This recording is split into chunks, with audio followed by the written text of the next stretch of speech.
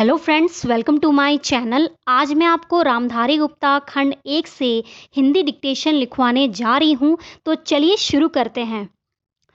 अध्यक्ष महोदय, मैं आपका आभारी हूँ कि आपने मुझे बोलने का अवसर दिया।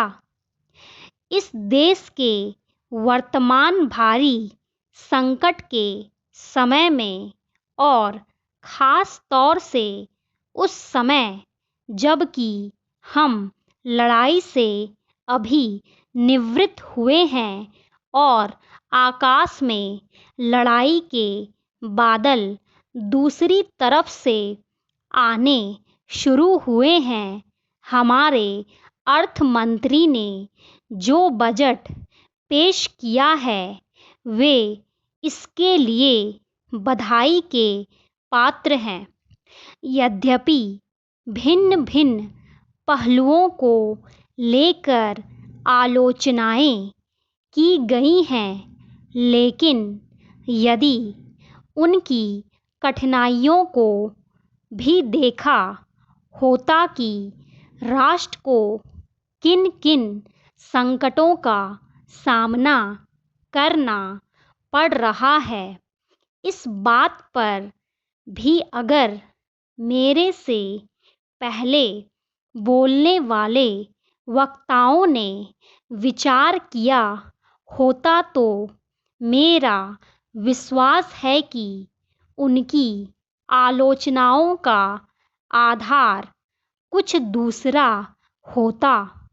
उन्होंने ऐसे कठिन अवसर पर यह एक संतुलित बजट पेश किया है, उसके लिए मैं उन्हें बार बार बधाई देता हूँ, लेकिन साथ ही साथ मैं अपना यह फर्ज समझता हूँ कि कुछ ऐसे विचार भी उनके सामने पेश करूं जिससे उनकी कठिनाइयाँ कुछ हल हो जाएं। उदाहरण के तौर पर विगत 2 वर्षों में लेखा जोखा कमेटी में बैठने के समय मुझे ऐसा अनुभव हुआ है कि इस देश में 2-3 इस प्रकार की त्रुटियां मौजूद हैं जिनको दूर करने के लिए, जिनकी जांच करने के लिए यदि कोई एक कमेटी या आयोग बिठा दिया जाए तो राष्ट्र को, राष्ट्र की सरकार को, राष्ट्र के विकास कार्यों को और राष्ट्र की रक्षा व्यवस्था के लिए करोड़ों नहीं अरबों की व्यवस्था फौरन हो सकती है। सिर्फ शासन को जागरूक होकर कुछ कदम उठाने की आवश्यकता है।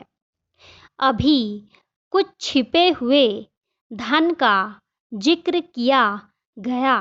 सरकार ने भी समय समय पर ऐसा आभास दिया है कि इस देश में लगभग 3000 करोड़ रुपए का छिपा धन मौजूद है। स्वयं मैं समझ नहीं पाता हूँ कि जब सरकार ऐसा महसूस करती है तो इसकी व्यवस्था करने में उसको दिक्कत क्या आ रही है। ऐसा मालूम होता है कि कहीं इच्छा शक्ति की कमी है।